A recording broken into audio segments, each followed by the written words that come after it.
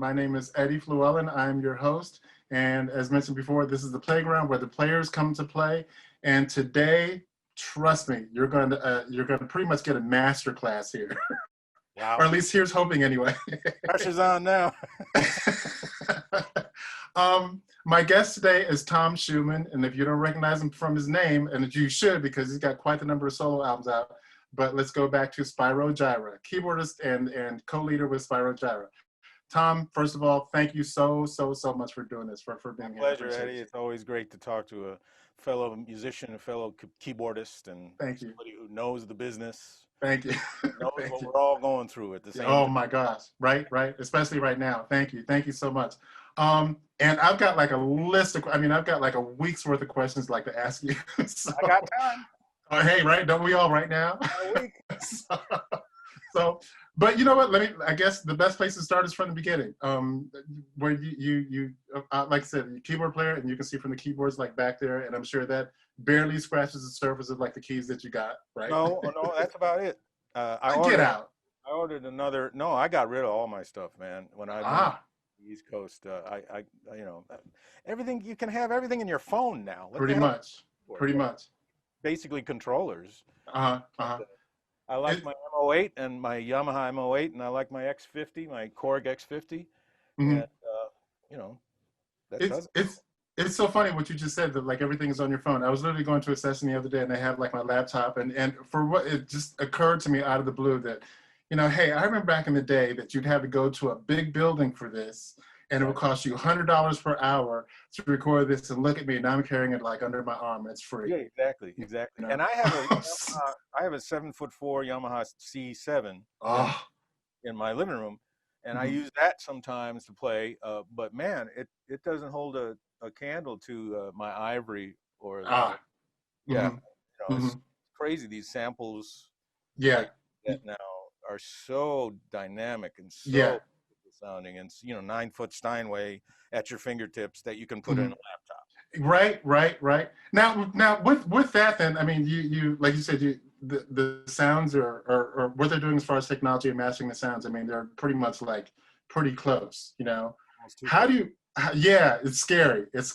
As far as like the touch, like on a regular piano, what do you prefer? I know the obvious answer to that is like, hey, the grand is always like it, but as far as like the touch on a regular grand piano as opposed to like an electronic keyboard, what is your?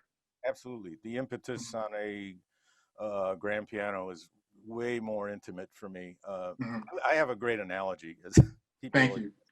People always ask me, what do you prefer, keyboards or the piano? Okay.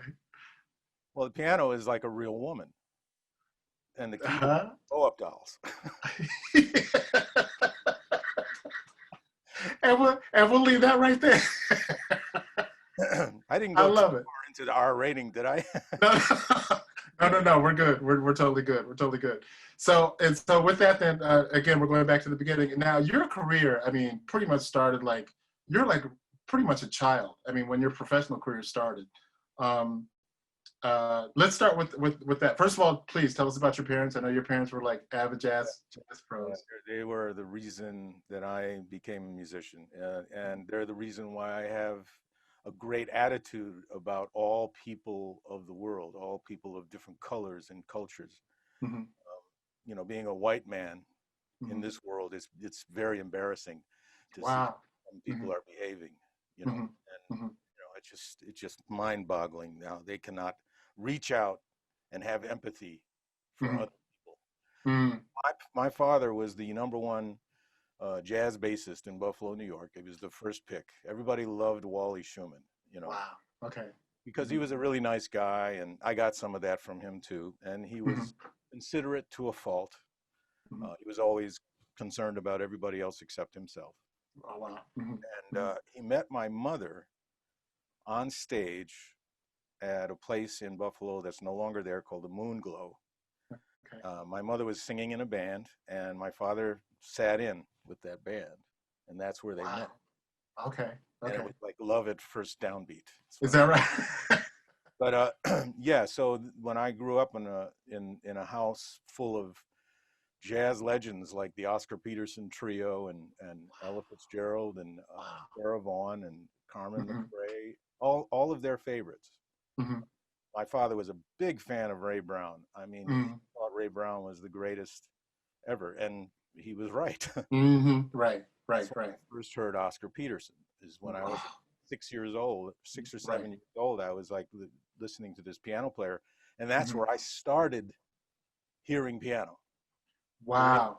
way it was played by Oscar. That's the first indicator of how a piano should be played. Uh-huh. Uh-huh. And And again, I mean, you're a kid. I mean, you're yeah, a, and a child. to me, he was my first idol. He was like, Uh-huh. oh my God, I want to Uh-huh. be like this guy when I grow up. You know, Wow. Wow. I Okay. didn't really know much about him. I just heard his music, and and I've been trying to get half as good as he was. Please, man. Mm-hmm. Mm-hmm. Uh, It's a great, it's a great bar to try and set. Uh-huh. You It know, really is. so to reach for the sky. There you And go. my There you parents go. brought us up, of course, in Buffalo.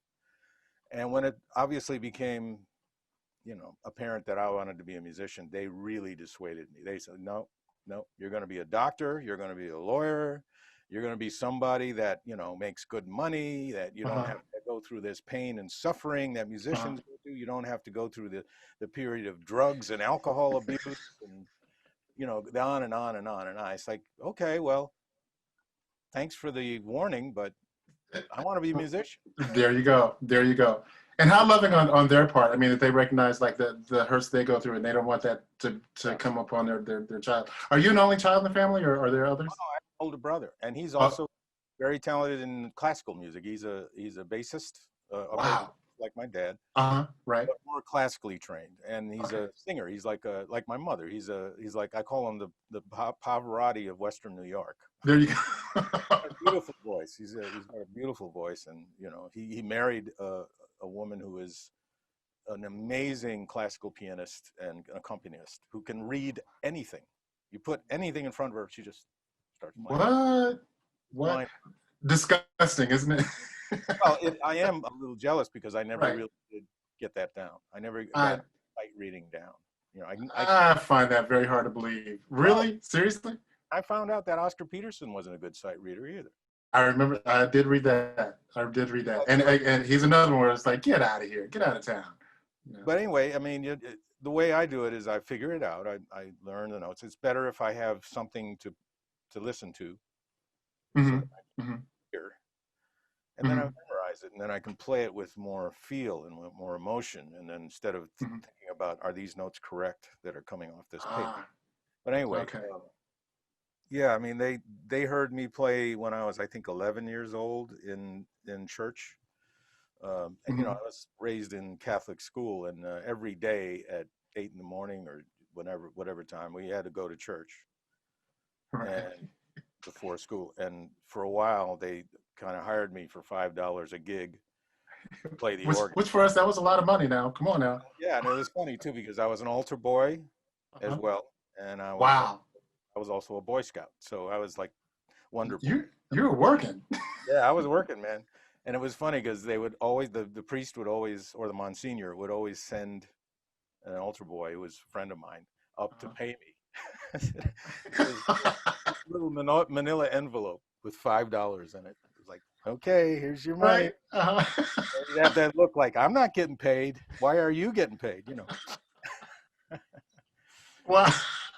That's funny. That's funny. And do you play the organ in church? Yeah, I didn't reach the pedals, so I, kind of had to use left hand bass. That was my next question. How did you do that being so young? Being a little guy. But I had to try and, make do, Uh-huh. Uh-huh. Sometimes I would mess up, and the would look up at me like that, and I'm like, Hey. you hired an 11-year-old. What do you want? Right. Right. Right. When they heard me playing the organ in church, they said, okay, we surrender. Let's just get them lessons. And fortunately for me, they knew all the greatest pianists in Buffalo and jazz people, and one after another. I just got private lessons from so many people. Okay, so let me ask you, like you said, as far as like the private lessons and everything, was it a formal thing where, you know, hey, you got to go here and you're going to be here for like an hour and we're going to pay this person? Or, I mean, you just kind of touched upon that where you have like, I mean, all of your instructors were like people that were out there gigging. Yeah, but I also had classical lessons from Okay, a woman named Sandra Holland, okay, and that was the structured lessons. got you. So Okay, I had to go every week, and she gave me, you know, something that I had to learn. I had to learn Bach, I had to learn Beethoven and Chopin, and she gave me the Hannons, mm-hmm, mm-hmm, play mm-hmm. over, You know, suggested I do it in every key. You know how they were all in C. right, right. You do it in every key.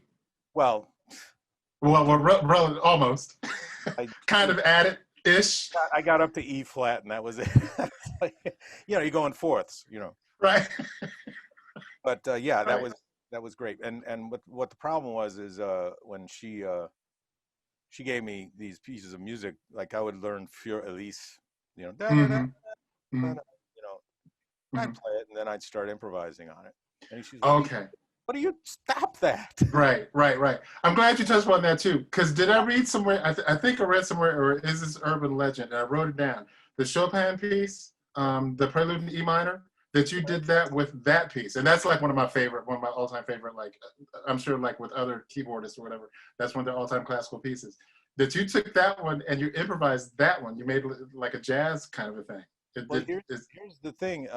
That's funny. You should mention that Chopin in E minor, because I did my first radio broadcast mhm. was in 1970. Yeah, just before my 12th birthday.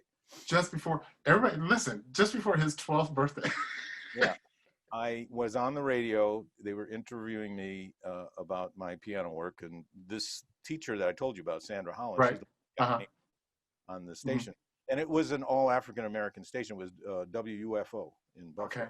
Buffalo, Okay. and it, they wanted to know what I was going to play, and everything was on tape. I mean, I had a Right. friend, the guy who played drums with me, Charlie Fideli, and I decided to do Chopin in E minor, Chopin Hmm. Prelude in E minor, Hmm. and then I did How Insensitive with my Oh, dad on bass, right. Charlie on drums, Uh-huh. because they were very similar Right. vibe, you know, and all Uh-huh. that. Uh-huh. That's what they played on their radio, and they and they interviewed me, and it was really funny. I still have that interview. That Are you sound, serious? yeah, Wow. it was Uh-huh. hilarious. Uh-huh. Uh-huh.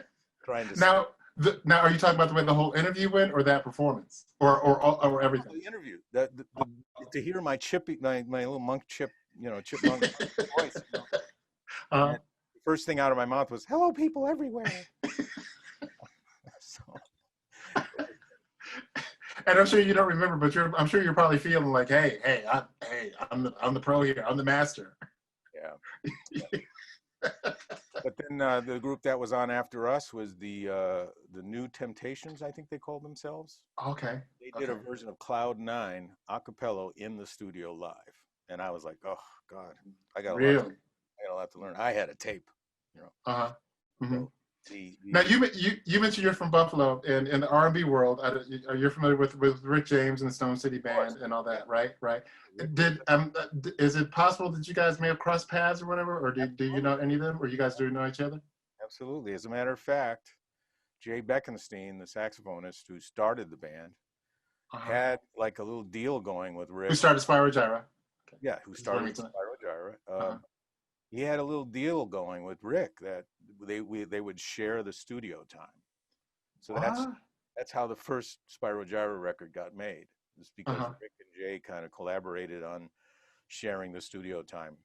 Is that Jay, right? Jay tells it better than me. He knows all the details better than me because Uh-huh. Uh-huh. he didn't share that too much with everybody. But I yeah, was Jay. going to say with Rick James, I shudder to think of what the details are. Well, it's it's just I guess somebody would pay, either Jay paid for the studio time, and Got you. Rick came in and just used it. I don't know Nice. what the deal was, but Mm-hmm. Jay played in the horn section.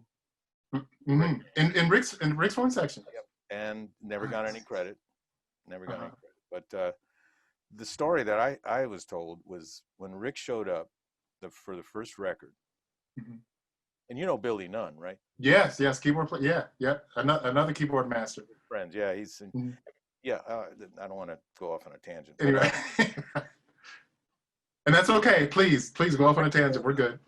Rick shows up pulls this vintage Rolls Royce. Hmm. Rick, nobody knows who he is. Okay, never heard of Okay. Rick James. This is Okay. first time anybody. Okay. Now this is before he became like before before he's like Rick James. Okay. before he was well known. Got it. Vintage Rolls Royce, get out, girl on each side, models, What? fur coat, full long hair thing. He was a star before anybody Before he was a star. walked in. He was a star. He directed the studio session like he was a star. He forget it. I mean that Wow. attitude. Everybody believed it. Hmm. It was Hmm. how can you not make him a star? Right. Right. So that was you learn a lot from that. I mean confidence and Uh-huh. I mean if only he hadn't dabbled in the trappings of music, Right. he would still be with us today. But Right. what happens? Some of us go all the way to the grave, and some of us nip it in the bud and say, "Okay, I'd rather live." Hmm. Hmm. Hmm. But yeah, Wow. that's Wow. how we got started. That's how the first record got made. Is there's something happened between Rick and Jay, and they shared studio time. So Uh-huh. Uh-huh. And they remain friends, I guess, until oh Rick's yeah, death or we whatever. always and That's good. every time we'd go to Buffalo to play, Rick would be there. Wow. But That's he awesome. would be incognito. You wouldn't Of course. Whatever that is with Rick James. be in full image. He would Uh-huh. Uh-huh. down, but Okay. he was a great guy to know. Wow. Wow. So you let's see, I got this with Birthright. Okay, you've done like your thing with the church and all that stuff, and then you kind of moved on and you played with like a whole bunch of bands there in Buffalo, right? And Yes. then please tell us about Birthright, was that your first band? The Uh, first full-on band that you played with? That recording that actually got a record out. that's a good question. I think I was in other bands and I was on recording sessions. Have you Hmm. ever heard of Barney Perry of the Blackbirds? He sang. The He wrote. Blackbirds, yes. Yeah, he wrote "Walking in Rhythm." Wow. Okay. In And I Buffalo. assume he sang it. Yes, he was the lead Wow. Barney player Perry. and great Okay. guitar player. He Hmm. he actually got me to be in his band for a while. Hmm.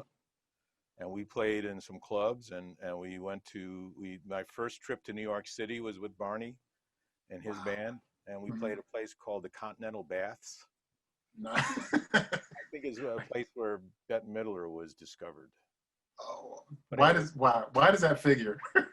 it was a very different kind of experience because I had no idea of that culture of the LGBT Uh-huh. culture. Mm. Hmm. That's Hmm. how I learned about that. Is the Got Continental it. Got it. Okay. Okay. dressing room Hmm. was all glass, see through Hmm. glass, so you could. Wow. Wow. But anyway, it was great experience. I was maybe 15, 16 years old and wearing a hat and sunglasses, so I looked older, and Hmm. Hmm. it was a great Hmm. experience. So then what happened was when I met Jay Beckenstein, I met him, he was with the Buffalo Jazz Ensemble, and this Hmm. was in 74, 73, around those times, same Hmm. time that I was in all these other bands. And it was a great thing that was happening in the Buffalo Jazz Ensemble because they really integrated a lot of the great black players from Buffalo with all the great Italian players and all the other white guys. I mean, it's the only one in Buffalo, only band in Buffalo that did that at that time. Okay. That was spearheaded by a guy named Phil DeRay. Okay. And Phil DeRay knew who I was because everybody knew who I was through my father, because everybody Okay. loved him. And he introduced me to Jay Beckenstein, which got me started with playing gigs with Jay, Right. and Joe Ford. Joe Ford was also in the Buffalo Jazz Ensemble, part of the horn section. Joe Ford Okay. and Paul Gresham are the guys that started Birthright, along with Oh. Nasser Abadie. Okay. So Okay. that was when they caught wind of my talents at that age. Everybody wanted a piece of me. Everybody wanted me to, you know, be in their band. So Wow. I was in a pop band. I was in you know, mostly African American jazz, Hmm. you know, Hmm. avant-garde band. Hmm. You know, I was in maybe 5 or 6 bands at the time, and Right. it was a great time because I was So the Buffalo music scene, I mean, that was quite the scene. I mean, it was definitely happening then. Rochester, New York as well. It was a lot of places to go and play, and being in the my father took me to the Union, and I became a member at the age of 16 of the Buffalo Musicians Union. I'm still a member to this day. There you go. Hmm. Not Hmm. at the Buffalo Union. I transferred to the Las Vegas Union. Hmm. I went in, and I had to audition in front of the Vincent Pelletier. His name was. He was Uh, the president at the time. And to he said, join the union, "Yeah, to join the union, you had to audition." I totally forgot about that. That was a long, long time ago in a galaxy far, far away. I totally forgot you had an audition to be in the union. You know, man, that's right. That's right. He says, "Okay, sit down and play something." You know. Uh, So what do? I play. I remember Clifford, Oscar Peterson's version. are you serious? I didn't get to the bridge before he says, "You're in." So that was a proud moment. And I'm sure. And again, at 16 years old. Yeah. Oh yeah, but at 16, I had already, you know, amassed a bunch of standards, and you know, I Hmm. really was into playing jazz. I prefer Hmm. playing like trio. Uh, Hmm. Hmm. And I guess the reason I kind of stay on that is because, I mean, you think now, like where kids are now, and I mean, even back then, at that age, I mean, we were more concentrated on something like going out to play, and then, were they as like focused on it as you were then? And I guess with like all the influences that you had around you, you couldn't help but be focused.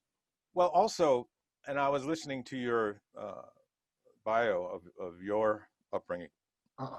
I had a Uh-uh. hard time. I had a hard time in school, especially high school. Mm. Mm. Mm. There was a jock school, and it was all about the sports guys, and Mm. Mm. they really had their way with me. I mean, they bullied the hell out of me. Oh my gosh. And here's another thing. I mean, I don't know if anybody knows this, but for some reason in Western New York, back in those early 70s, it was considered normal to go to swim class completely nude. Whoa. Yeah. Wow. So all the boys, it wasn't co-ed, of course, but it Right, was right, right. all the boys, you know, went nude, and all the girls had another thing. We were all in the raw. What? I was 5'6", 250 pounds. Okay. Needless to say, they had a ball with me. They were like laughing, and even the teacher Uh-huh. got involved in you know, Even the teacher was fat shaming involved. me. Yeah, fat shaming me. And I ran home after that first day in swim class, and I told my mother, I'm not going to school until you get me a pass out of gym. Okay, now I misunderstood. You were just talking about like that was your size you were talking about. Yeah, Wow. Okay. I was a very fat kid. Uh-huh. That was a lot of emotional eating back then. You know, Okay. I would, you know, Okay. be allowed to stay up and watch late night TV, and then Hmm. whenever there was a commercial, I'd go into this kitchen and make Break. a bologna sandwich. Hmm. Hmm. Hmm. So yeah, I packed it on. Oh, wow. Yeah, Wow. it was a real rough time, and you know, it's okay because you know, it just made me stronger, and you know, Hmm. Hmm. more. It's kind of funny though too, because I remember those days in high school too.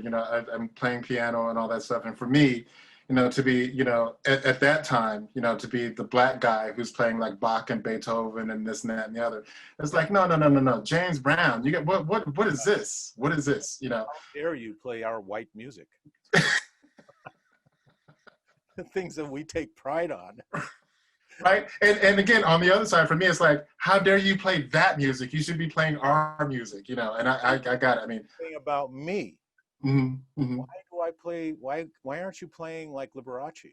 mm-hmm, Why mm-hmm, are you playing like Oscar Peterson? Now this isn't mm-hmm, my parents. These are right. others that heard me play. Mm-hmm, I mm-hmm, said, are you kidding? Have you heard Oscar Peterson play? right, right, right, right. Can open your mind, you know. So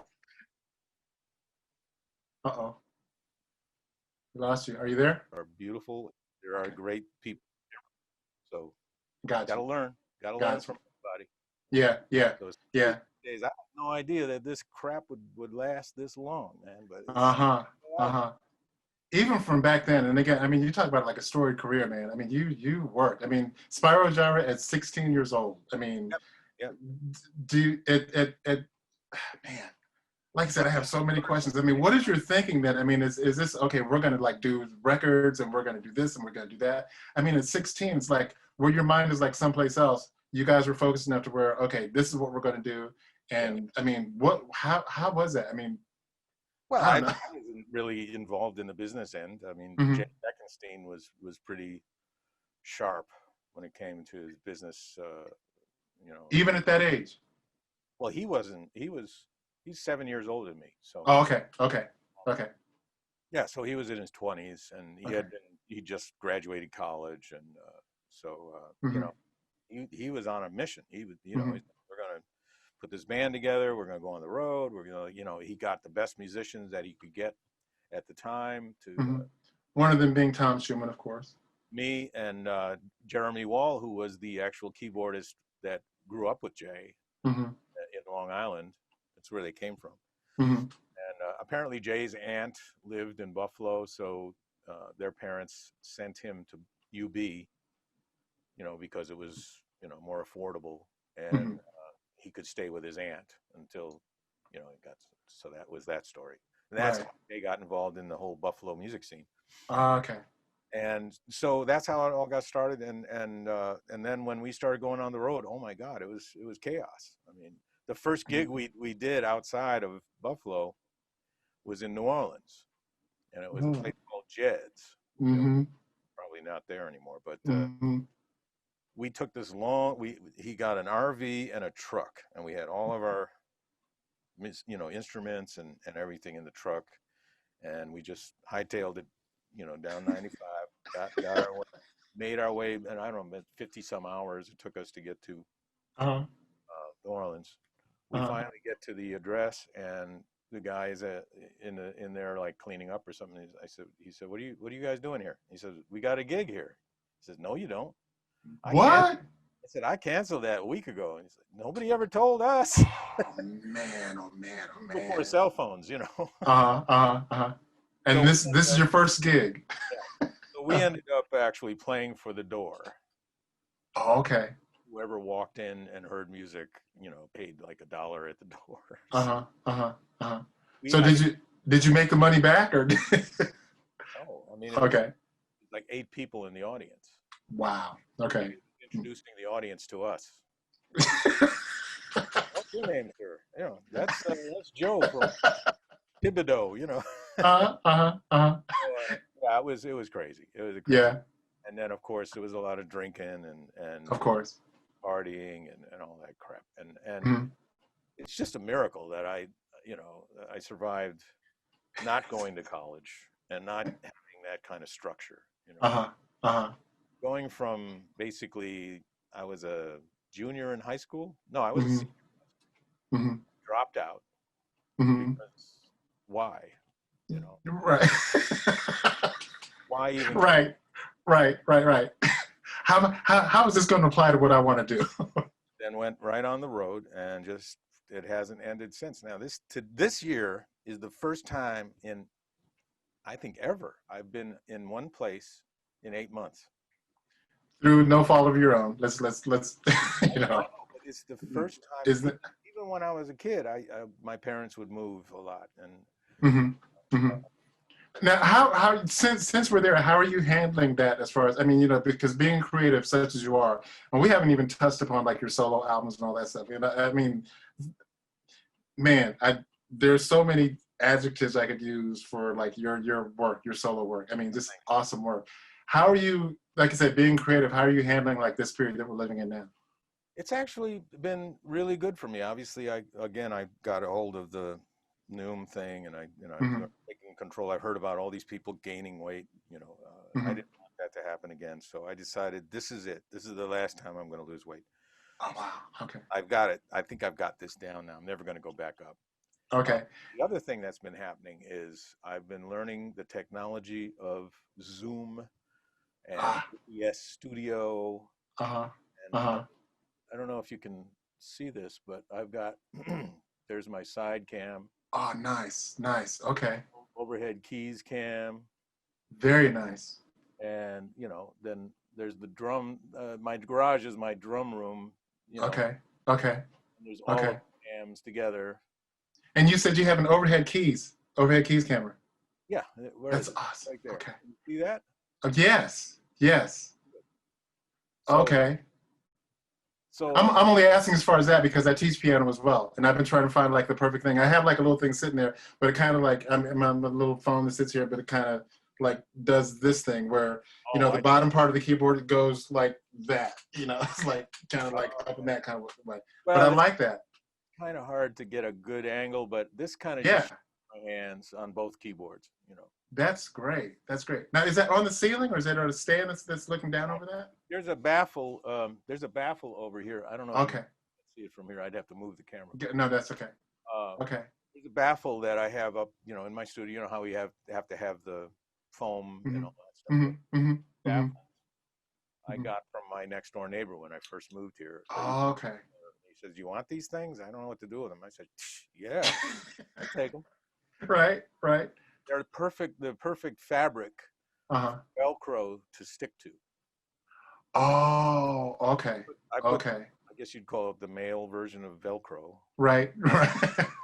Uh-huh. It just sticks wherever I want it to be on that baffle. Nice. Nice. Okay. Okay. Again, I mean, that's what I'm learning. I'm learning how to, because I feel as though this is going to be the only way I'm going to be able to charge, for a concert. And Uh-huh. I think Hmm. people will tune in and they'll pay their whatever $10, whatever, to see me play.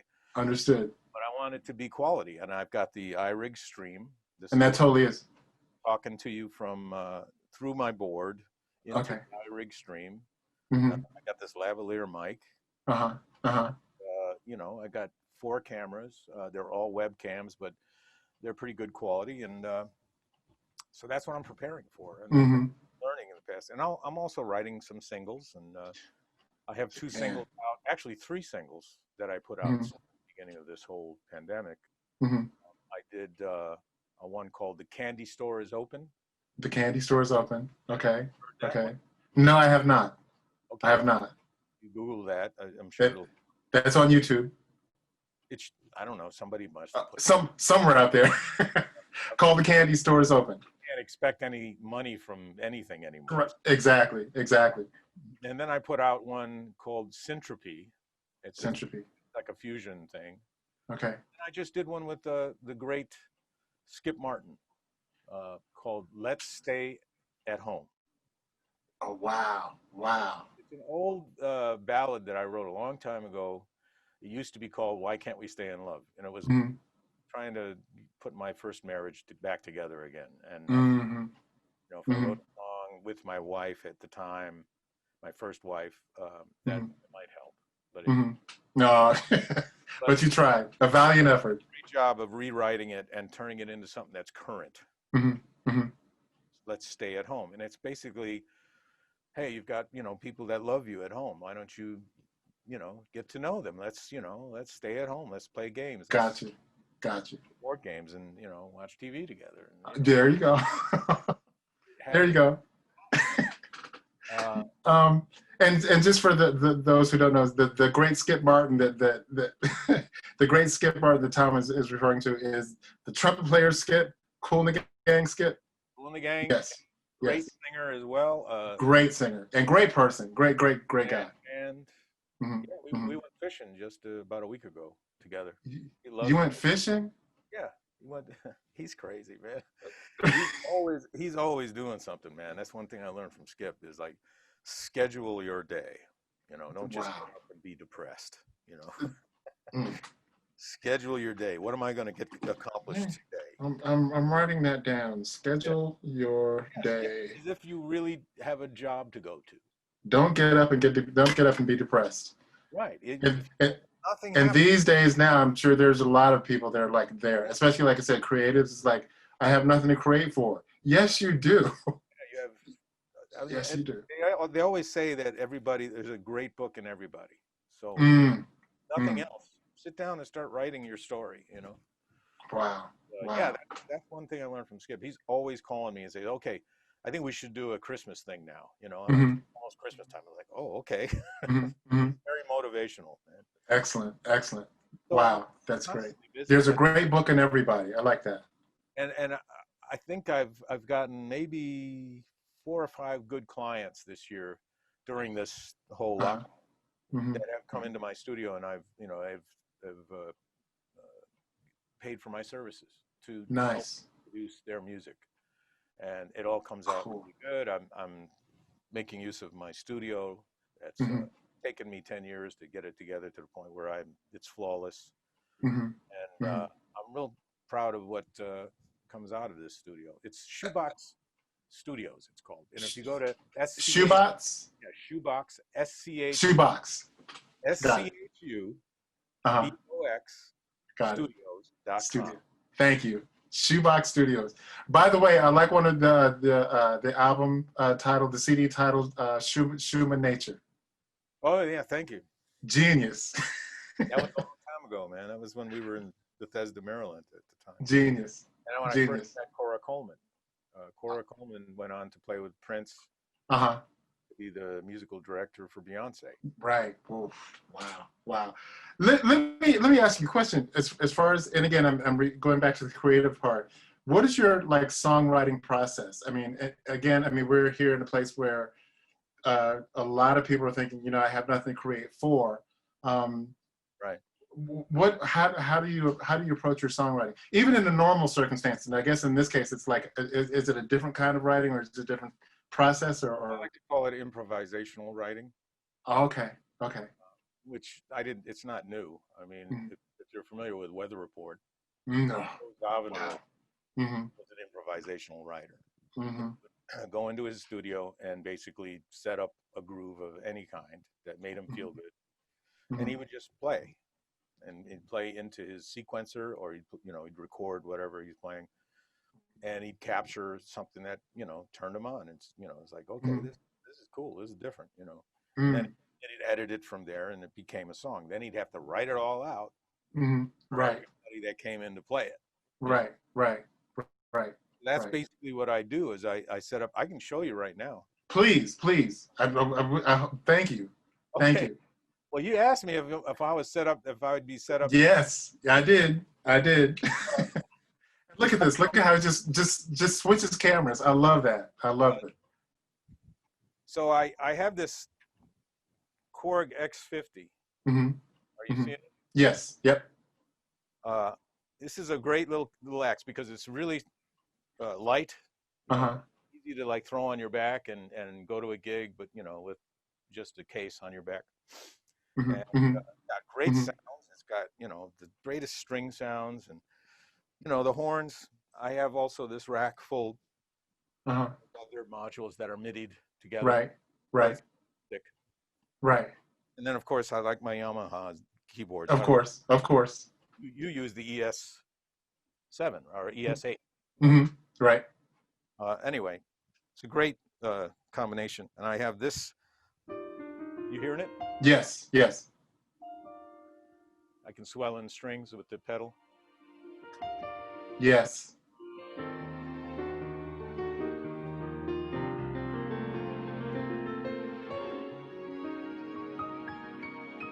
Okay, next. Yes. Uh-huh. So most of the time, I have it on auto switch, so Mm-hmm. go back and forth between the top camera and the side camera.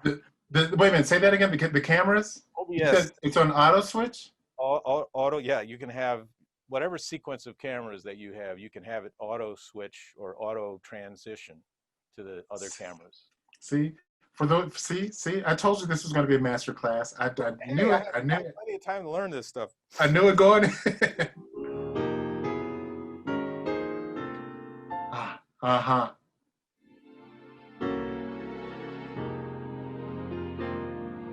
So one way I write is to sit at a piano, Mm-hmm. not like this, but at the piano, the real piano, Mm-hmm. with Uh-huh. staff paper, Right. and then again improvise. What I'm doing right now. Right. And if I run into something that is different, Okay. a lot of it has been done. obviously, there's a million ways that we can steal from one another. But Yeah. that's actually we're not stealing. We're just permanently borrowing. yeah. Then I'll start writing it out, you know. And Oh, okay. sometimes I'll be puttering around at the piano down there, and my wife will run down the stairs and say, "What was that?" Wow. Wow. Now you mentioned something different. Now, does she recognize when this is like something you haven't played before? Yeah, she does. And Okay. she says, "You better write that down." And I'm like, Wow. done. Okay. Okay. I'll try to remember. I'll try to remember what it was I played, and get it. The other way I write is to set up in the studio Mhm. this keyboard that has a whole bunch of cool little sequence grooves. Mm. Oh, okay. If I can find something that, you know, kind of grooves, Uh-huh. then I just start playing some stuff, you know. Okay. Inspirational, you know. So there's one thing that I was toying with today before your session. Uh-huh.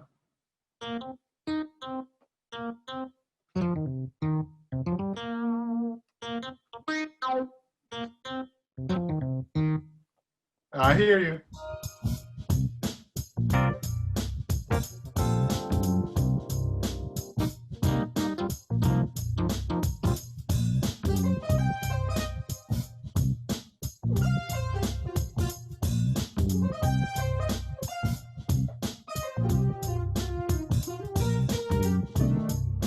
Uh,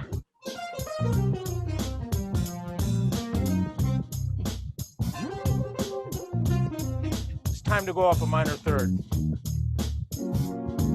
ooh, nice. I felt that. Yeah. Let's go back to C minor.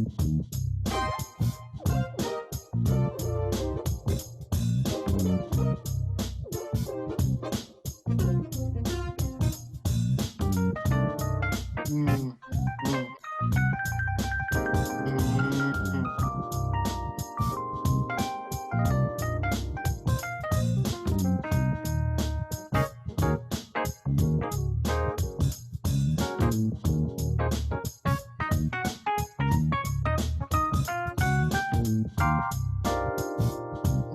Nice.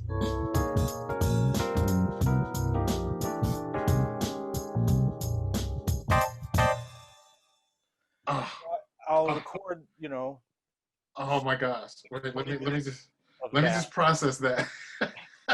You know, I mean, there's different ways to Uh-huh. do things. I love doing this way because, you know, there's so many cool little things in here. Mm-hmm, mm-hmm. You know, So some of them you start out by just finding a groove and just going from there. enjoy myself, you know, and Right. fun, you know. Enjoy yourself. Wow. Yeah. What a concept. Yeah. All right. So what am I Uh-huh. playing on it? Uh-huh.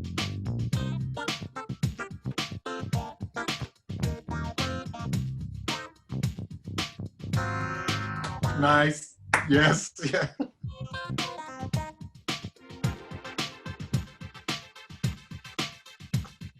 Got that cool little thing. Yeah. Yeah. So, you know, I just, you know, it's just having Nice. fun. Well, here's another cool one. There's this little thing here. Uh-huh. You hear that? Uh-huh. Uh-huh. Then you got this like little James Brown groove. Yeah. That's James. You gotta go to E. Gotta go to E on that. Yeah, yeah, yeah. Oh, you're right.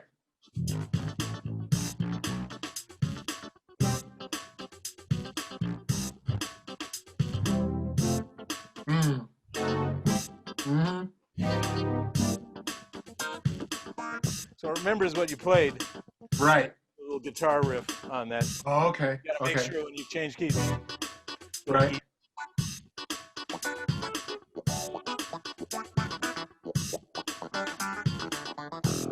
Oh. Mm-hmm. Nice, nice. What is that keyboard there? The top one?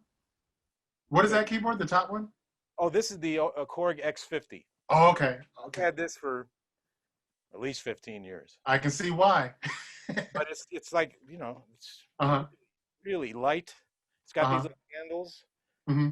so you can throw it on anything. I put it on my here. Let me go back to the other camera. Okay. Okay. Back and put it on top of my board Okay. and Got it. and write music with it. You know, with my Hmm. my software for doing publishing quality music charts. And the X50's got like all those rhythms and grooves in there as well. Yeah, and there's a Nice. I think every sound has a little rhythm behind it. Yeah. Yeah. Yeah. You can turn that off and just use the sound. Hmm. Hmm. Like the Now, strings has like this, this kind of like orchestral, you know, right. going on. That's like wow. I've used it in recordings as well. Nice. Nice. So, Now, do you wait for the inspiration to hit you?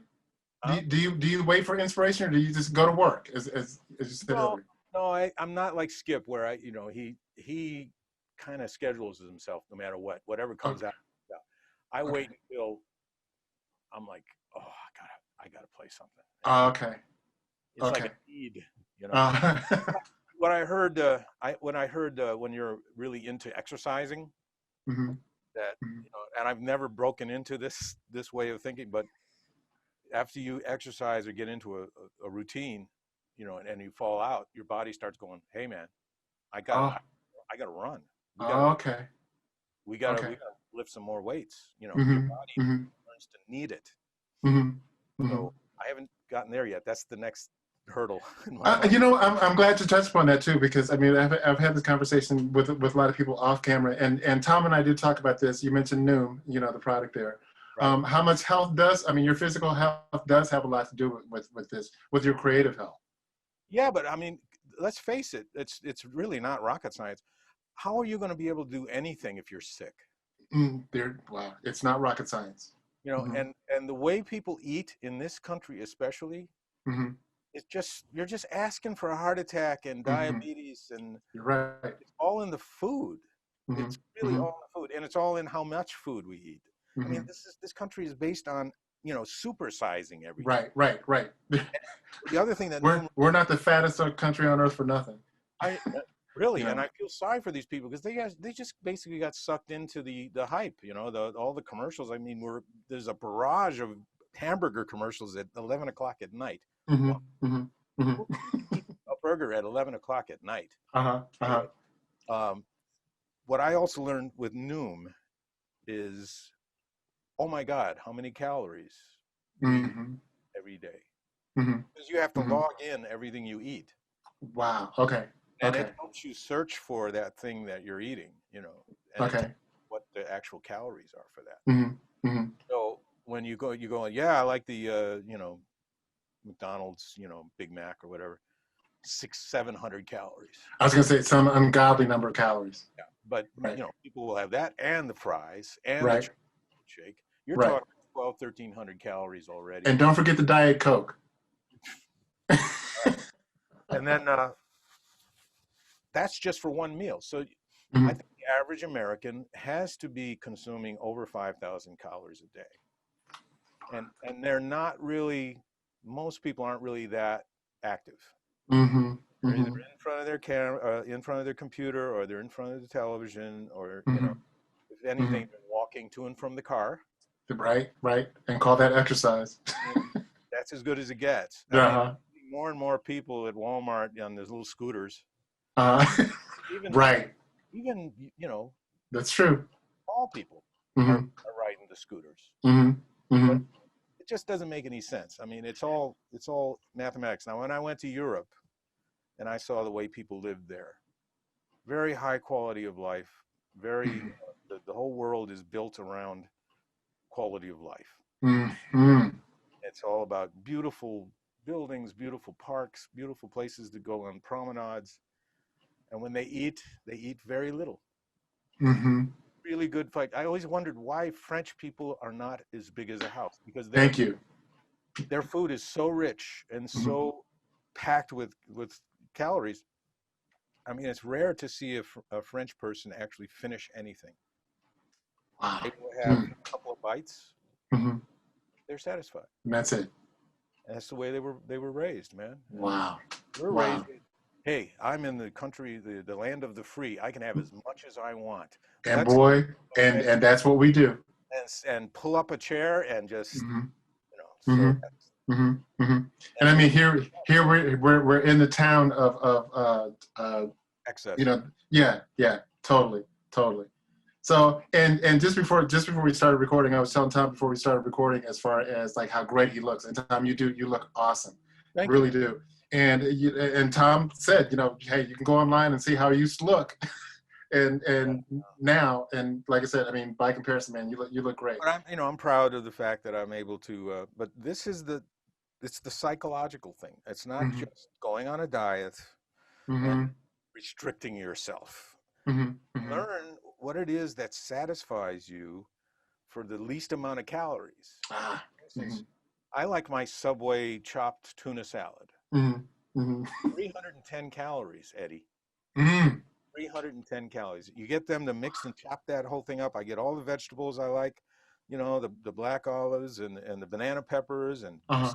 lots of pepper Right. and I Right. mix in the tuna with the salad and it's satisfying. I walk away full and it's three. And not feeling full, if you know what I mean. I Yeah. feel full. I Hmm. feel Oh, okay. and Okay. I But never I mean, get. I mean, full is like, oh, you No, know. I actually walk away full, but that's because I've learned how to shrink my stomach now Hmm. and learn when I get that feeling that okay, I can't eat another bite, you know. Hmm. I used Hmm. to I used to really, I mean, my wife, I feel so sorry for my wife. Also, it shows you how much she loves me. She married me when I was like 260, 265, Oh, wow. and Uh-huh. she had the misfortune of seeing me eat all I can eat. Wow. We'd go Hmm. to the buffets and I'd do 5, 6 full plates Hmm. back and Hmm. forth. And then dessert. Of course. You know, It's not complete without dessert, and of course, the dessert is like a mountain. that'd be 7,000 calories in a sitting. Hmm. It's just mind-boggling how Hmm. uh, but what happened with my wife back in the late 90s. Hmm. I think it was the late 90s. Hmm. She has she had some health problems of her own, and she went to this place in Aguadilla, Puerto Rico, called Ann Wigmore Okay. Institute of Health, and it's all living food. So they wake you up in the morning, you take wheatgrass juice, and you have all straight from the ground, no meats, no dairy. It's all vegan and it's all amazing food, and they Hmm. teach you how to make it tasty and all that. And she came back after what, a week and a half or 2 weeks. She had dropped like 4 dress sizes. She was talking a Wow. mile a minute about how great the program is and how we should change our lifestyle and we're going to live longer for this and we're going to be bright lights. Hmm. We're not going to Hmm. be constantly dimming the way most Hmm. people do. So Hmm. yeah, and then she put me on it, and I had been on the borderline of type 2 diabetes. And I know that my Wow. doctor said, "Hey man, got to do something, man, because pretty soon we're going to have to start you on insulin." Wow. My Okay. brother is full blown, so it Oh, runs in the sorry. family. Hmm. Um, so I took her, her advice, and we changed our diet, and at least I was on it for like 2 months, I think, Nine. Okay. cured the Wow. diabetes. Wow. And if I remember correctly, because that was a minute ago, you said like your changeover started pre-COVID. I mean, you were already working on it before this. But Okay. again, it was hard to go on the road Mm-hmm. and get this food, Mm. Mm. this organic, everything is deli tray, Mm. Right. after Right. you go to the gas station and get chips. I mean, it's just not, a good place to be to control the incoming food. Uh-huh. So, I went back up and, the smartest thing I ever did was when I got married to Yvonne, I decided I wasn't going to screw this up because it was so good for me. Mm. I quit drinking alcohol. Okay. This is 1997. All right. A little Excellent. 3 years ago. Okay. Mm-hmm. Haven't had a Mm-hmm. drop. And this is, most people are saying, what do you mean? You didn't go to the 12-step program? I said, no, I realized that, all the mistakes I had made previously, was due to the alcohol. Ah. Mm-hmm. The alcohol made me stupid. It made Mm-hmm. me say yes when I should have said no. Mm-hmm. It made me hang out with the wrong people. It Mm-hmm. made me do drugs that I shouldn't have been doing. All that stuff was because Uh-huh. of the alcohol. When I quit the alcohol, I became super in control. Mm-hmm. Mm-hmm. Mm-hmm. So that's one thing, I hope most people get from it is I know everybody's got to have their beer, they got to have their wine. I understand it's a great thing, but Mm-hmm. Mm-hmm. for me, I was out of control, and I Wow. nipped it in the bud when I got married to Yvonne because I wanted to be a good husband finally, and Mm-hmm. a good father to her daughter Gigi and Mm-hmm. Stephanie. Mm-hmm. Now we have grandchildren. Uh-huh. You know, Uh-huh. instant family, and they Awesome. look up to me and they treat me. Gigi calls me dad, and There you go. Jacob, our oldest, not our oldest grandson, but second oldest grandson. He's staying Mm-hmm. with us right now. He's living with us right now. Mm-hmm. So Mm-hmm. his own place. So At the end of the day, isn't that what it's about? it's all about family now. So I'm Mm-hmm. trying to stick around, man. I don't want to Mm. waste away and have people There you go. sitting at my deathbed, and Right. oh God, if only you had. If only, right? If only. I want to be a bright light, Mm-hmm. and then someday when I'm in my 110th There you birthday, go. Excellent. I in my sleep go. Mm-hmm. Mm-hmm. Mm-hmm. I'm putting it in here. Uh-huh. And My body there you ready. go. Mm-hmm. Mm-hmm. There's no reason why you can't predict your future. I got you. Got you.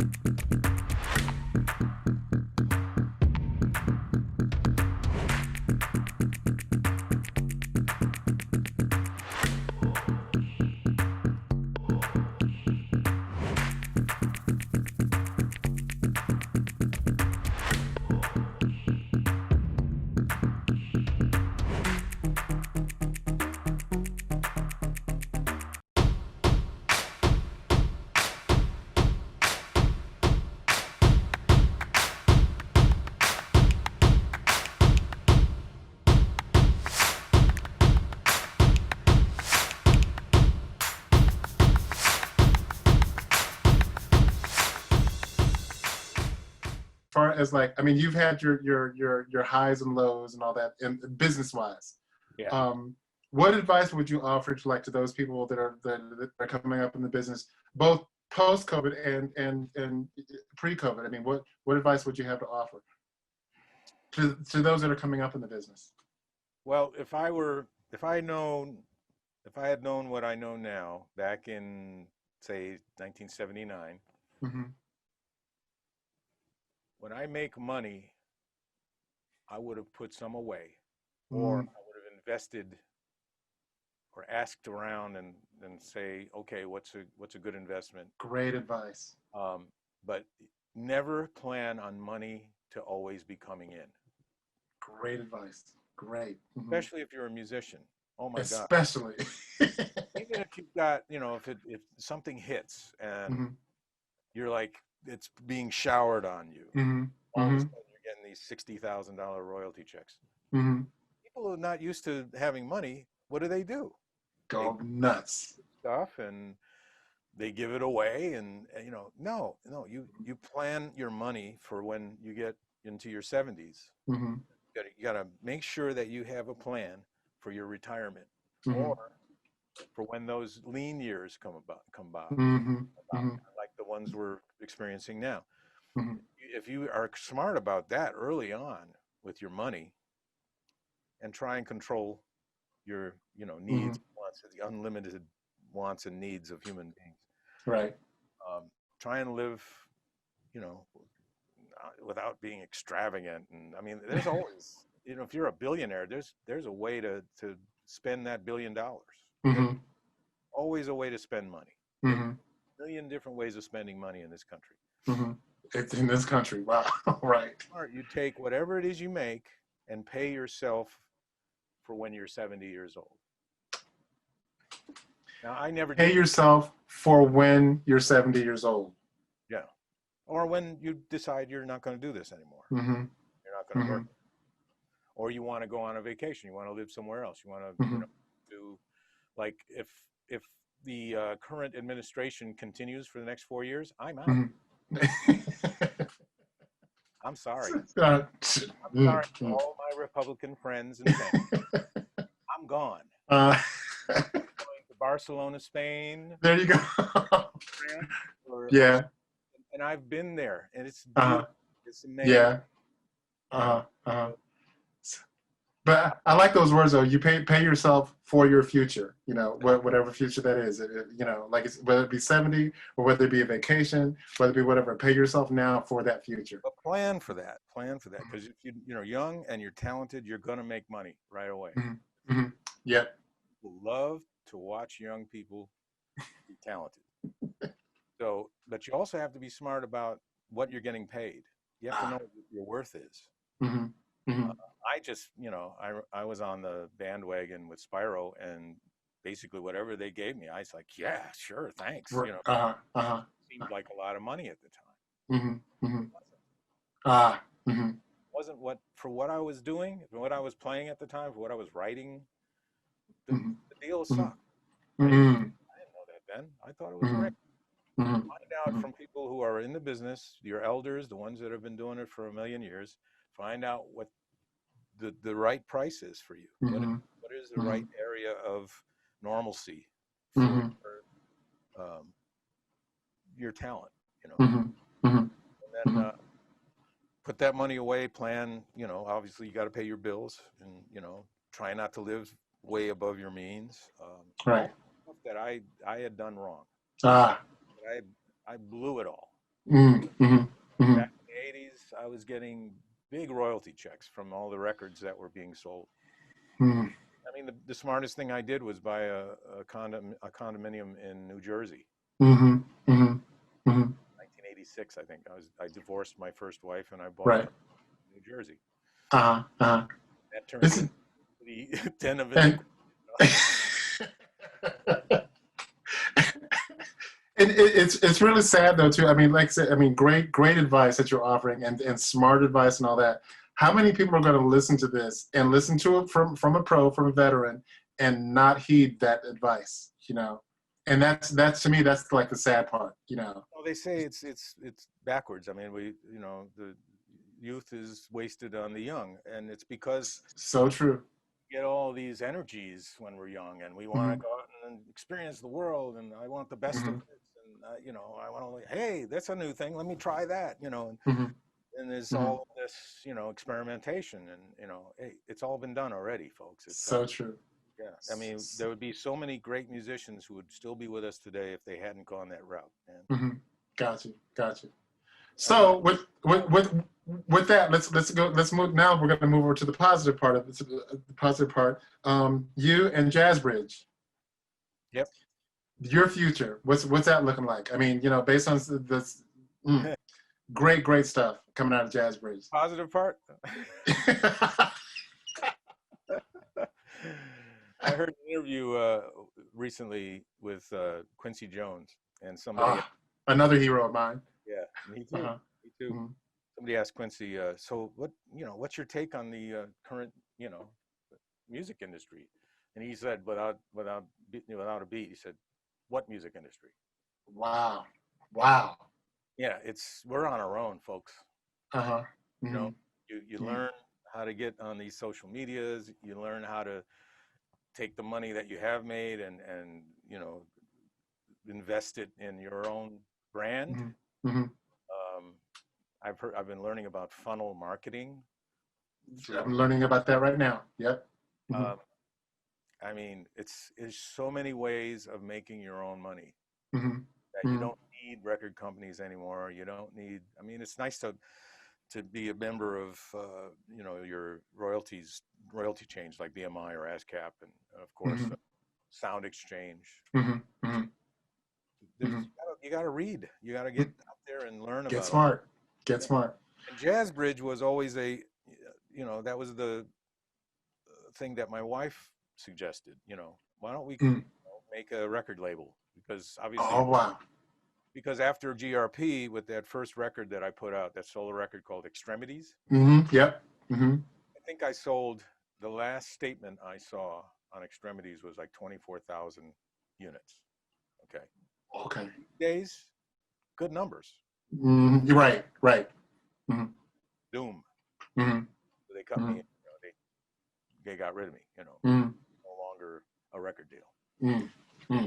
So my wife said, well, record companies aren't going to, take you on. So let's just make our own label. And I said, do you know how to do that? Mm-hmm. Now, my wife, Yvonne, used to work for KPMG, Pete Marwick, as a um, regulatory advisory practice attorney. uh, So very smart lady. I'm very, very blessed. there you go. That's why I quit. Mm. Because I wanted to make sure that I was worthy of this relationship. Oh, awesome. He has That's taught great. me so much about my business Mm-hmm. that I had no idea how stupid I had been. Mm-hmm. So she really spearheaded a lot of the things that I do on a regular basis, like making sure a lot of things are in writing and have letters of intent. And when people come into my studio, making an agreement, this is what you're going to pay me, and this is what I'm going to give you as a result. Mm-hmm. Get it signed and get it signed, you know. Mm-hmm.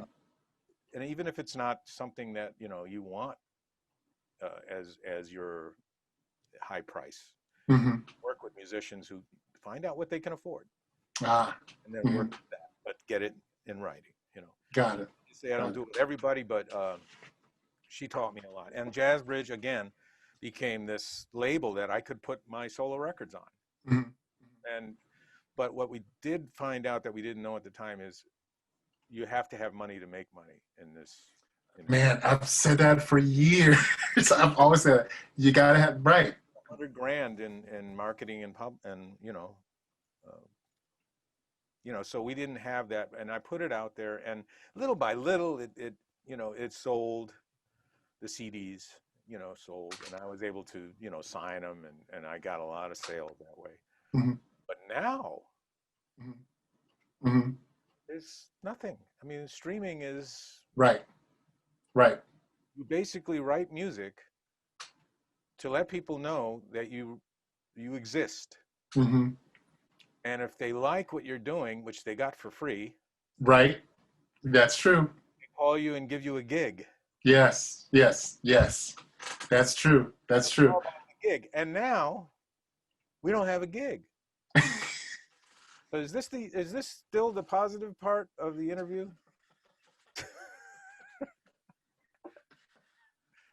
Okay. It gets better, Eddie. It gets better. Okay. I started doing Facebook Live concerts. Okay. Wow. Okay. I did Okay. this year, during this Mm-hmm. pandemic. Mm-hmm. That was fun. I had a bass player. His name is Dave Ostrom. Mm-hmm. Amazing bass player in this town. Mm-hmm. And, I did some piano and bass duets in my foyer, and we had people online that paid to see the concert. Nice. All good. Mm-hmm. We got a little bit of money for it. Mm-hmm. It's a start. Okay. Right. The new norm. Guess Mm-hmm. what? Facebook stopped allowing copyrighted material, even if Shut it down. even if it's your own. Mm-hmm. Mm-hmm. So Mm-hmm. I'm sitting there going, what are we going to do? Right. So I have this team. We call it the Jazz Bridge team. My wife has a daughter who's getting ready to get married to a guy who knows this funnel marketing thing, and he got on board with me with his partner, and they got me doing the Zoom thing now. So Mm-hmm. I Mm-hmm. learned OBS. I thought that would just stream right up to Facebook Live or YouTube. Uh-huh. Mm-hmm. But no, you gotta use Zoom. So we're gonna plan our next live a concert on Zoom. It's gonna be October 15th. October 15th. Okay. It's gonna be like what you're seeing here. Dude, and that's awesome. I mean, that's really cool what you have there. Like I said, I love the camera setups and all that stuff. And the auto camera is like, wow, that's what it's supposed to be like. When we do the concert though, I'm gonna have Yvonne, my wife Yvonne, actually switching because you got to have somebody direct Okay. the Okay. camera. You can't just go on the automated thing because it might be a bass solo and it's like on Right. my, The camera's still focused on. gotta like go to that camera, you know. Right. So Right. when I Okay. worked out, I think it's going to be a really good concert. We're playing all original material of mine, starting from Nice. a couple of songs from the Extremities, Hmm. Hmm. All the way through now. a couple of Spyro things that I'm going to do in trio form. And Hmm. great musicians, a great time, great hang. Hmm. We're Hmm. going to let people in on it. You know, it's Okay. be cover tunes or anything like that. It's going to be all improvisational stuff, but Okay. material that I had already released on either Jazz Bridge Music or from the first solo record I did in 1990. Got you. Okay. And since you mentioned that, Designated Planets, was that your last solo No, CD, or I did you do a have another? I did a live trio Okay. recording in Bern, Switzerland. Oh, nice. I A was live trio. Yeah, I was called to do this place in Bern called Marion's Jazz Room, and Okay. it's a really great little club. You know, it's very, it looks like somebody's living room. It's just a Hmm. beautiful place to play. They got a Right. nice, you got a nice Steinway there, you know, small one, but it's a Steinway. And that's how I got to know Dave Ostrom, the bass player that I do these live concerts with, Hmm. and Andrea D'Angelo, drummer Hmm. from Italy, who Yeah. lives here. Okay. We went out there and it was just so much fun. Yeah. It sounds like it was. We did 11 shows, mostly standards, but Mhm. also original material. And I Nice. brought my MacBook Pro There you and go. like a Tascam interface Uh-huh. with like Oh. 12 channels in or something like that. Uh-huh. Hmm. And I recorded every show. Wow. A couple of mics on the piano, 4 or 5 mics on the drums, Okay. a couple of inputs from the bass, and Nice. you know, Just that. Look at that. Just that simple. yeah. And I brought it home. I recorded it at highest resolution, 96K, 24-bit. Brought Mhm. it home and mixed it, and put it out. And Mhm. I still have another CD's worth on that. Wow. Okay. And Trying to figure out what it's going to cost to pay Harry Fox because right. Oh, that part. That part there. And what's the name of that CD? Tom Schuman Trio live at Marion's Jazz Room. Awesome. Awesome. Awesome. You go to jazzbridge.com, jazzbridge.com. Hmm. You'll see, you know, all of the CDs I've had. Okay. And there's a link to my studio as well, the shoeboxstudios.com. Okay. Okay. It's all So there. jazzbridge.com, that's everything Tom Schuman. Yeah. Sweet. And you know, the Jazz Bridge label, what I've released on Jazz Bridge. And, Okay. I'm doing singles now. I'm not doing full CDs. I've decided to just do what comes naturally and develop it and produce it and polish it and master it and put it out as a single. Less stress. Yeah, and if I do have a collection of singles that, you know, 9 or 10 songs, I'll probably press CDs of that. So when I do a gig, Mhm. I can sell them at the gig because you can Oh, still sell. right. Right. Right. People still Right. play your CD at a gig. I don't know. It's because you're signing it and they use it for. I don't Uh-huh. know. Right. Right. I got to tell you, of course, you know, I did investigate as far as Tom Schumann, and I'm like, wait a minute, is he related to the classical guy from way back then, Robert Schumann? Robert Schumann Uh-huh. is, I think, a German guy, Yes. Hmm. Hmm. and he has two N's at the end of his name. Yes. Yes. And that's, you know, so I just wanted you to know that I did look, I did check. So, I have a story that my wife tells me I shouldn't tell, but I'm proud of it. Um, please, thank you. my father, Wally Schumann, who is the bass player I told you about, Hmm. was adopted. He was He not. was, He was not originally named Schumann. oh, okay. He was adopted by a guy named Bill Schumann, or William Schumann, which was Okay. my middle name. Hmm. Came from Austria, so he was from like the Vienna, Austria area. Oh, okay. He's a Jewish man. His original name was Zuchman, which was Suchman. Yes. Okay. My take on it was during the 40s somehow flipped those letters and changed his name to Schumann because it passed as German, Uh-huh. and Uh-huh. he escaped the Hitler, SS regime, whatever, and Wow. made it to the United States. So that's how my father got the name Schumann. His original name is McCardle, McCardle. Hardle, which is Okay. Irish, you know. Right, right. Right. Irish, German, just international. So, I'm Irish by blood. there you go. There you go. Well, listen, Tom, thank you so much for doing this. I mean, this was a treat for me. I mean, being keyboardist and all that. And like I said, just following some of the stuff you've done over the years, man, this is incredible. Thank you so much. Really And appreciate yours it. now too. I'm going to follow you on your web, and if you got a gig going on somewhere, I'll be there, man. Please, please. And likewise, I'll be checking out Jazz Bridge. And again, you were talking about like the things you have coming up on is it Facebook Live? You're going to be doing a live thing on Facebook? No, it'll be on Zoom, but On I'm Zoom. Okay. not absolutely sure how that's going to be marketed. So that's Okay. not that's up to my team Jazzbridge guys. Look at it. His team, Jazz Bridge Yeah, guys. I they'll love be it. out there. I gave them, access to my Facebook page, and they'll be advertising it, and they'll be saying, well, if you want your Zoom link, go to this page, and Hmm. pay your Hmm. money, and then you'll get your link to Hmm. come join us on October 15th. I don't know I when. gotta ask you, real quick. Speaking of Zoom, have you run into how many? Have you run into a lot of people where you assume that they know what Zoom is and how to get there and all that, and they don't? We're all learning as we go, man. Right. Okay. I really just learned about all of this stuff the past couple months Okay. Okay. because of YouTube. Hmm. Hmm. YouTube taught me everything that I needed to get and put together. I found the cheapest way to do it. Hmm. Hmm. My You my friend Philip Ingram, lead singer with Switch, and James's younger brother.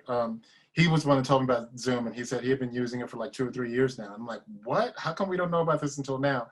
And literally, I get on, and it's because we need it now. absolutely, Um, absolutely. um, and I remember I reached out to my family. I'm like, okay, listen, because of all this, I'm not going to be getting on an airplane anytime soon. I'm not going to be traveling anytime soon. So pretty much like every couple of weeks, we'll all get together on Zoom and communicate that way. You know, The only and I would reason stay in touch with like bands that I played with the same way. there's a lot of musicians out there that are doing it almost daily and Mm, playing for basically nothing. mm-hmm, Um, mm-hmm. I hope that changes because no matter what it is, if you're creative and you're putting it out there, you should get paid. Thank you. Right. Too many people are out there just giving it up and Uh-huh. because they're Mm-hmm, enjoying playing. Obviously, it's fun, mm-hmm, but if you're a professional, mm-hmm. then you should get paid. A You know, lot of people forget that this is still a business. It's still business. You know. even me, with my professional career and everything, I hope I get some people to log in. But Mm-hmm. some might say, "Well, geez, I can watch all these footage of Chick Corea, doing a whole bunch of. I don't need to see Tom Schumann, and pay money." Mm-hmm. So Well. it's still a struggle, and Mm-hmm, mm-hmm. I am. Well. I've gotten through this year. I mean, we're towards the end of it. I'm wondering about 2021, man. Oh, I'm just right. praying Right. that Right. we've got Same. almost 50 gigs already with SPYRO GYRA in the. Mm-hmm. Oh man. Yeah, I mean, a lot of the gigs were supposed to be, going Right. on this year, just all got postponed to next year. Mm-hmm. Mm-hmm. So Mm-hmm. I'll be busy next year if, Right. Right. you know, Big word if. Big word. And it's a something lot has to to do with a lot has to do with the administration. mm, It has to do with, mm-hmm, because this current administration loves fear, loves mm-hmm. to make everybody scared. Have you noticed? Have you noticed? Oh Mm-hmm, yeah, oh, mm-hmm, and mm-hmm. if you don't vote for him, he's got people with guns that are cutting. I'm like, There. Right. Right. Right. so everybody now knows where I stand. Hey, and that's okay because everybody else has a stand, so it's all good. It's all I good. want to send out my love and my appreciation Please. to all the great people that are doing the right thing, Mm-hmm, and my condolences to all the beautiful people who have lost their lives, their family through police brutality, and all of the COVID deaths. I mean, it's just been horrendous, Mhm. horrendous year, Mhm. the Mhm. worst year ever. And Mhm. I always say this too shall pass. So just stay safe, wear your masks, wash your hands a lot, you know, try not to touch anybody unless you're living with them. And, you know, Mhm. obviously Mhm.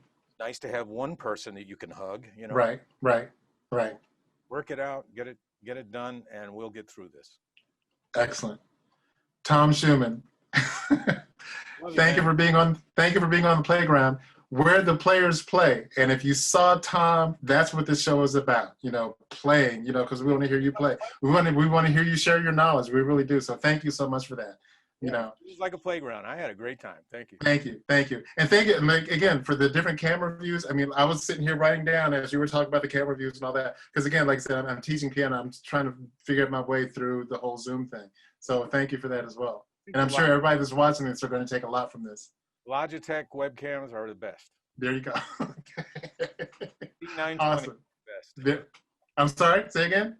Logitech C920s. Okay, C920. Got it. Got it. Awesome. And Well, you like, have 4 of them, you said? 4 of them around your room? well, I have one C920, but I went to Sam's Club and they had for a little less money. I forget the name of it, but it's the one I'm looking at right now, and Hmm. it's really good. So I'm probably gonna have to go and get another one. But There you go. I have to wait for the right time. But it's There you been go. great learning all this stuff. I mean, you know, Awesome. what you gotta do. Awesome. I have nothing else to do, so I'm going to learn this. And Like, there you go. thank Now's the you for time. giving me the opportunity to talk about myself. And I hope I didn't bore everybody. No, please, please. Like I said, this is masterclass, and thank you for making it that. I really appreciate it. I mean, from the bottom of my heart. And thank you for agreeing to do this, man. I mean, with your, like you said, we're not really doing anything, but I mean, with you, I mean, you've got so much that you can do and that you are doing, and thank you for sharing your time with us. Really Well, it appreciate it. helped that you have a a presence online, and I was able to learn a lot about you, and Thank you, just made me want to meet you. And thank you, thank since you. we're both fellow keyboardists, and you play trombone, Oh yeah, that part. yeah, So, that's great, man. I can't get a thank sound you. any of that stuff. Thank you, thank you. Awesome. Well, listen, to you, the best for your future, and we'll definitely be talking. I mean, since we're both here, you know, I look forward to getting together with you and sitting with you and learning a lot more from you. I really do. I really do. Awesome. So to you, best to your family. And until next time, my friend, thank you again for being on the playground where the players play. Okay.